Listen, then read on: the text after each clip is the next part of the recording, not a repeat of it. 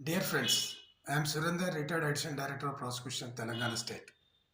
ఈరోజు మనము నేరస్థలం అంటే ఏంటో వివరంగా తెలుసుకుందాం. నేరస్థలం అంటే నేరం జరిగిన ప్రదేశము లేదా నేరానికి సంబంధించిన ముఖ్య సంఘటన జరిగిన ప్రదేశాలని నేరస్థలం అంటారు.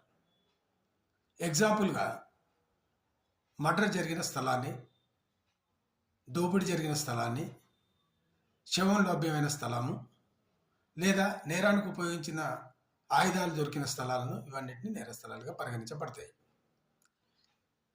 కేసు రిజిస్టర్ చేసిన తర్వాత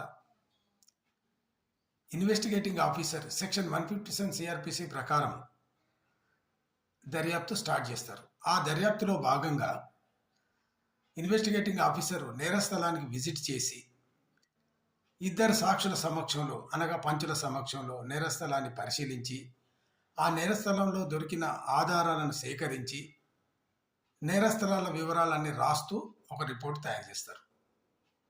ఆ నేరస్థల రిపోర్ట్లో పొందుపరచాల్సిన ముఖ్యమైన అంశాలు ఏంటి అంటే ఆ నేరస్థలాల చిరునామా ఏంది, ఆ నేరస్థలానికి రావడానికి గల మార్గాలు ఏమున్నాయి, ఆ నేరస్థలంలో రక్తమరకలు గలవా, ఆ నేరస్థలంలో ఎటువంటి ఉపయోగించిన ఆయుధాలు ఉన్నాయా, లేదా ఆ నేరస్థలానికి లో ఏమైనా వెహికల్స్ కానీ ఇంకా ఎటువంటి ఆధారాలు కానీ దాని వెలుతురు స్థితిగతులు ఇవన్నీ అక్కడ అబ్జర్వ్ చేసి ఆ నేరస్థల రిపోర్ట్లో పొందుపరిచి రిపోర్ట్ తయారు చేస్తారు. ఈ తయారు చేసే క్రమంలో ఇన్వెస్టిగేటింగ్ ఆఫీసర్ నేరస్థలాన్ని రఫ్ స్కెచ్ ప్రిపేర్ చేసి ఫోటోగ్రాఫర్ తోటి ఫొటోస్ తీయించి వీడియోగ్రాఫర్ తోటి వీడియోగ్రాఫ్ చేయించి నేరస్థలాన్ని చేస్తారు. ఇవన్నీ పొందుపరిచిన దాన్నే నేరస్థల రిపోర్ట్ అంటారు. నేరస్థలాన్ని గురించి వివరంగా క్లుప్తంగా ఇదే.